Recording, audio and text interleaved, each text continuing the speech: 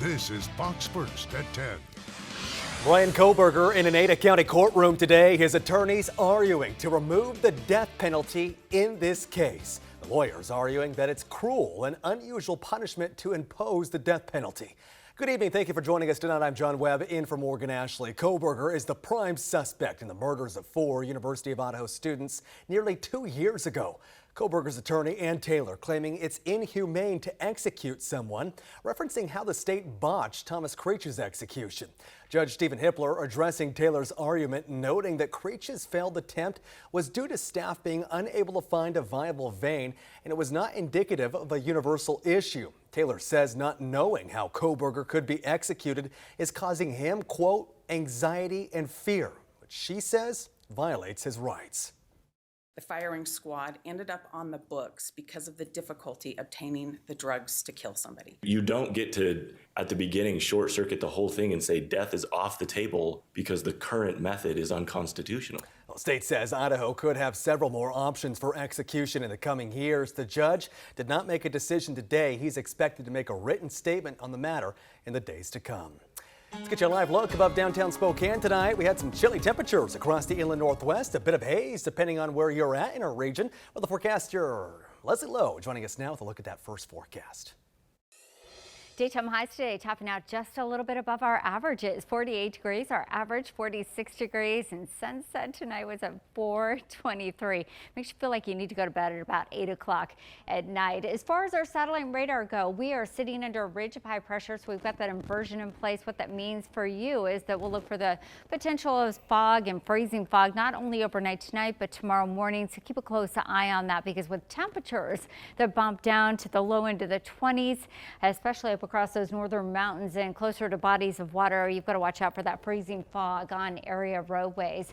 Overnight lows tonight in Spokane over towards Coeur d'Alene. We've got upper 20s, low 30s that extend all the way down towards Pullman. A little bit warmer, not by much though, 35 degrees in Lewiston, central Washington. You've got those overnight lows tonight that pop down into the upper 20s, low to mid 30s. When I see you back here in just a few minutes, we'll get a full look at that 7-day forecast. Some changes on the way for the weekend, meaning valley rain and mountain snow. And speaking of snow, a ski resort opening up. I've got those details. Oh, very exciting, Leslie. Thank you. Well, helping save Spokane, it's a commitment we've made through the month of November to highlight the homeless crisis here in Spokane and how city leaders are working to address it. Over the last several months, those leaders have hosted a series of roundtable discussions to get public feedback on that crisis. And tonight's roundtable focused on illegal camping. Fox 28's Ainsley Anderson joins us now from the Central Library where the meeting took place. Ainsley? These roundtable meetings are open discussions. It's a chance for the community to come and get their voices heard and for council members to offer solutions. I've been bugging the city council members for about a month now about problems that are occurring in my neighborhood, and it's built up over a couple of years. Unlawful camping has been a hot button topic for some time, and tonight, City Council, along with community members like Carrie Johnson, were able to voice their concerns. Right now, they're just cleaning up after them, and they need to have a little tighter ordinances. According to City Code, if homeless shelters are full, police officers cannot cite someone for illegal camping on public property. Because if you say when there's not enough space, it's not enforceable, then you're shooting yourself in the foot. It's just not enforceable. Another community member, Teresa Bainbroach, says she found herself homeless after a cancer diagnosis.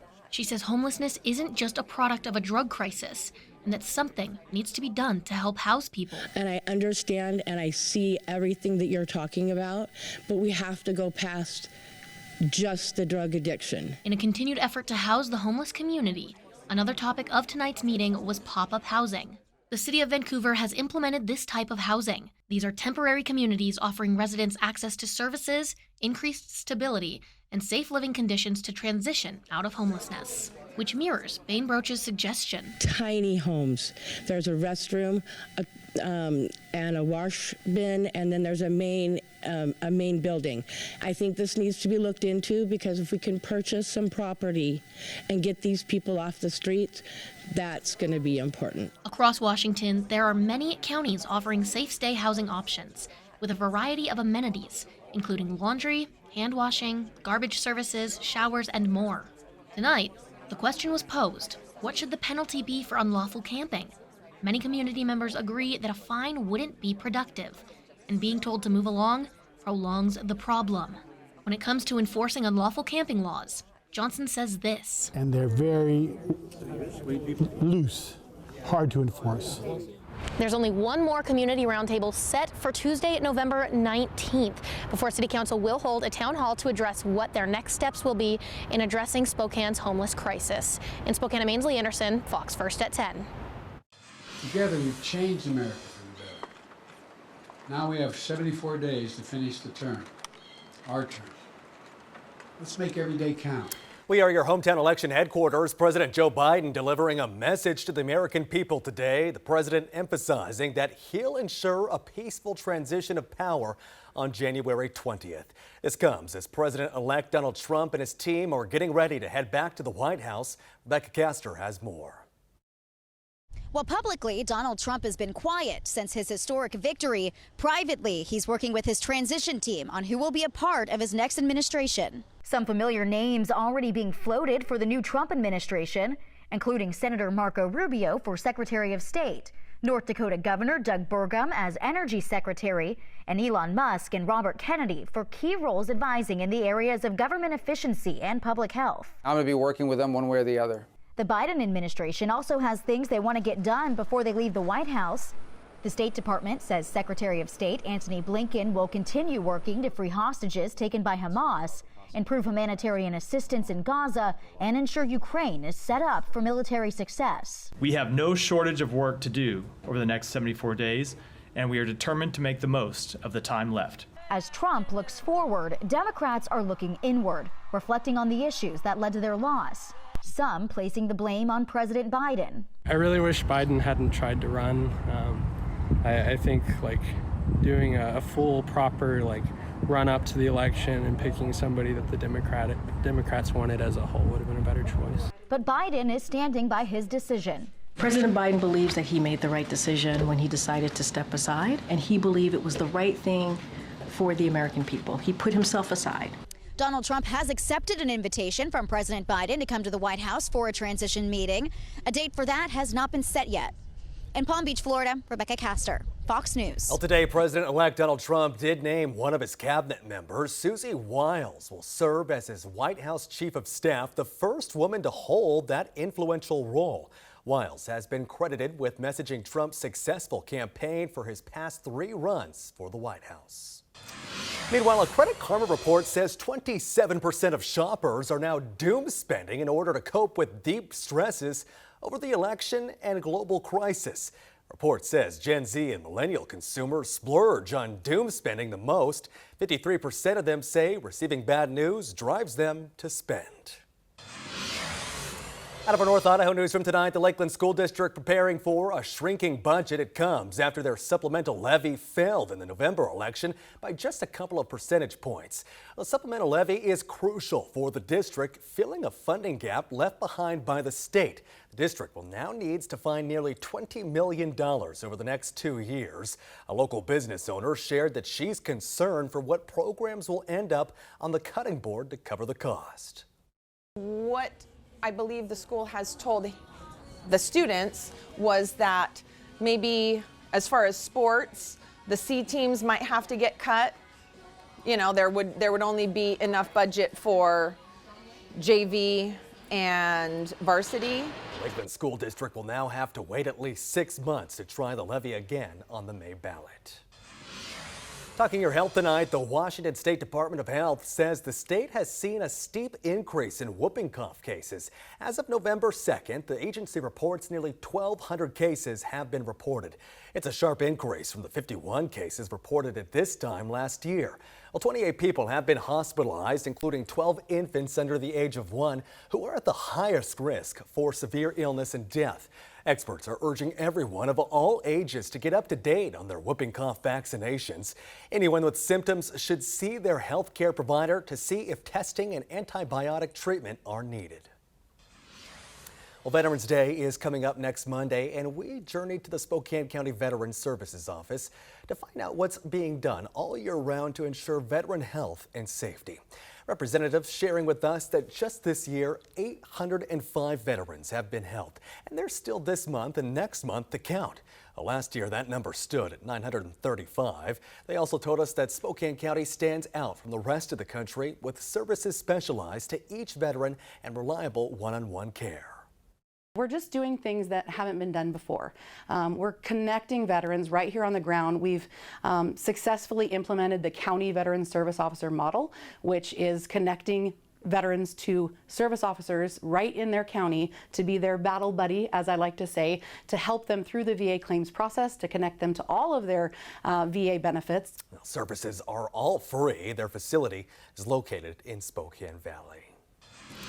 So much more to come tonight here on Fox First at 10. Devastation continues in California as a wildfire spirals out of control, destroying dozens of homes tonight, while the fire has jumped in size in just 2 days.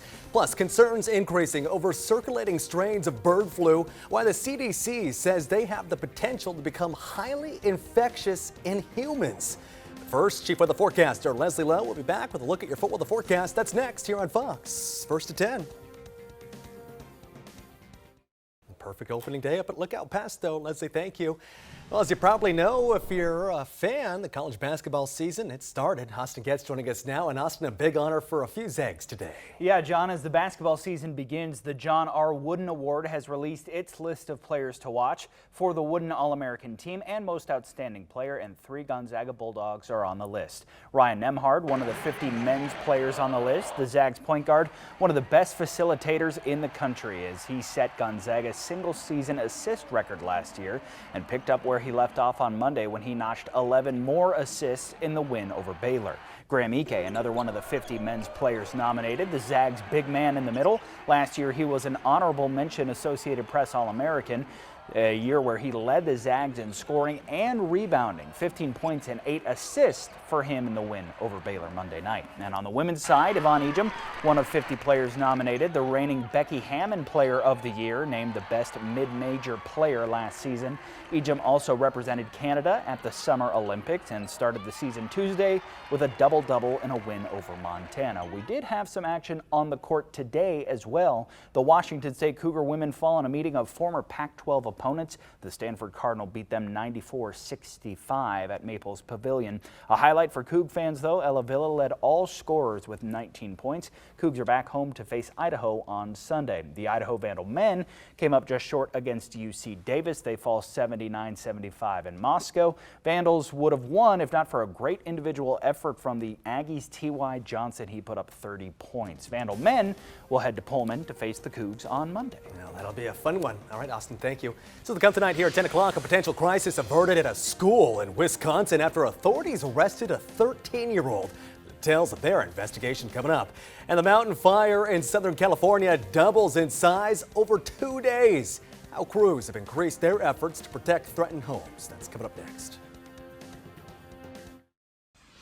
The devastation in Ventura County, California continues tonight. More than 10,000 people remain under wildfire evacuation orders. The mountain fire has destroyed 132 structures in 2 days and threatens about 3,500 more. Well, the fire has grown to roughly 32 square miles, just over 20,000 acres. 0% containment tonight.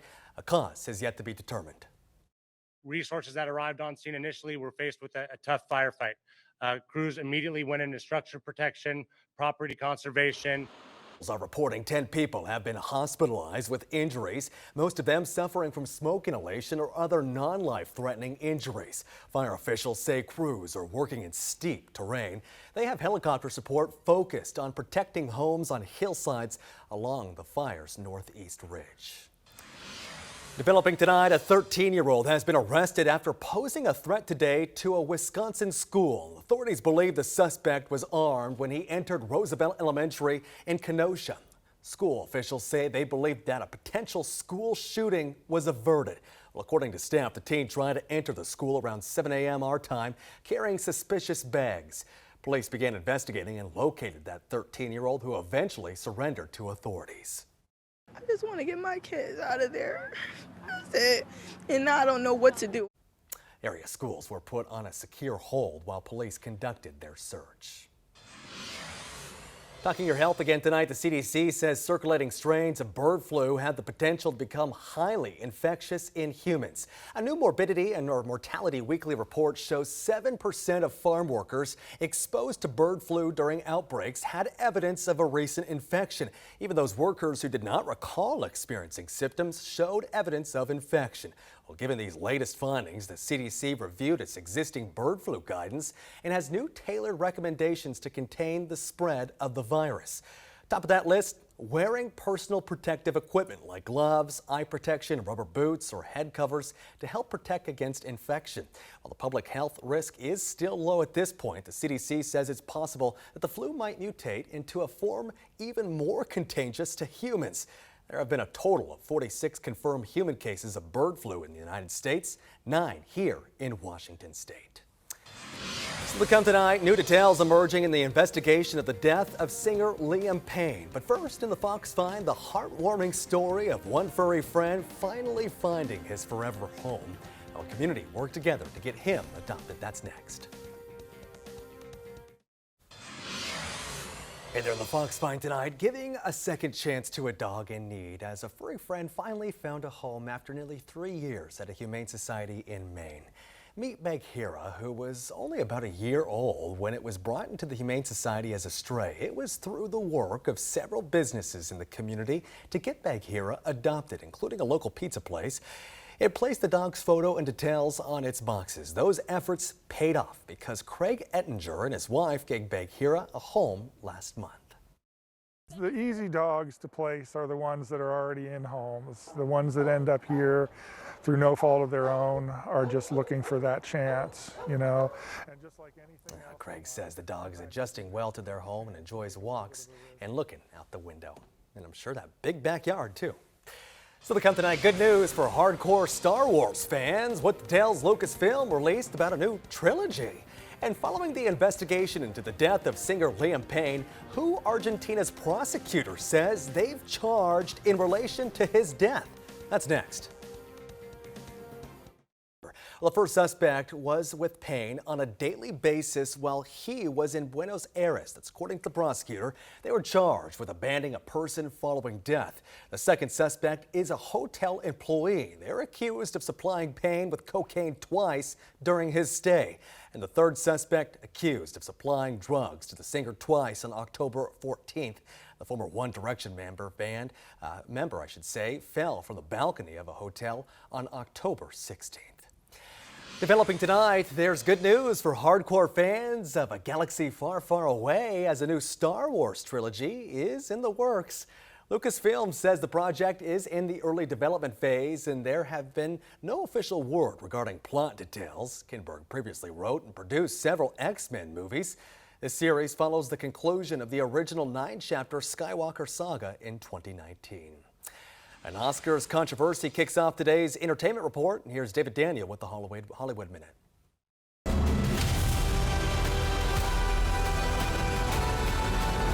Warner Brothers is taking on the Motion Picture Academy over the score of Dune Part 2. Variety reports an independent review has questioned whether the music is eligible for Oscar consideration. Hans Zimmer's Part 2 score included elements of his music from 2021's Dune. And Academy rules say a sequel's score can't use more than 20% of themes and music from a previous film. We'll see what happens when the Academy announces this year's 20 shortlisted scores on December 17th.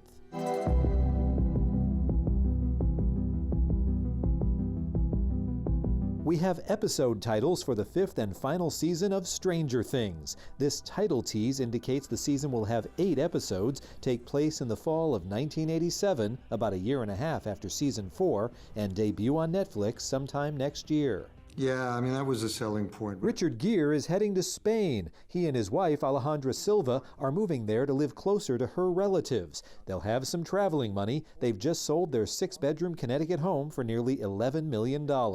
In Hollywood, I'm David Daniel. So to come tonight here at 10 o'clock, some haze and rain on the way to the inland northwest. Chief Weather Forecaster Leslie Lowe has a final look at that 7-day forecast coming up next. take it easy out there if you're heading up to Lookout Pass tomorrow. Leslie, thank you. Before we go tonight, an unlikely discovery, is piquing the interest of scientists after an ice-breaking mission revealed a volcano-like feature off of the coast of Alaska. Well, during the operation, the U.S. Coast Guard conducted multiple scientific and seafloor mapping missions, uncovering what they described as a subsea volcano-like feature. Well, that feature, rising 500 meters from the seabed, sits approximately 1,600 meters below the surface at its shallowest depth. Crazy stuff there. That'll do it for us here on Fox First at 10 tonight. For news 24/7, you can find us online. Just search fox28spokane.com. You can also like and follow us on Facebook. And don't forget, set your alarms and wake up bright and early with Heidi Miley and Ashley Luessa on Good Day. That airs every week morning from 7 to 9 o'clock. We'll be back here tomorrow night for Fox First at 10. Have a great night.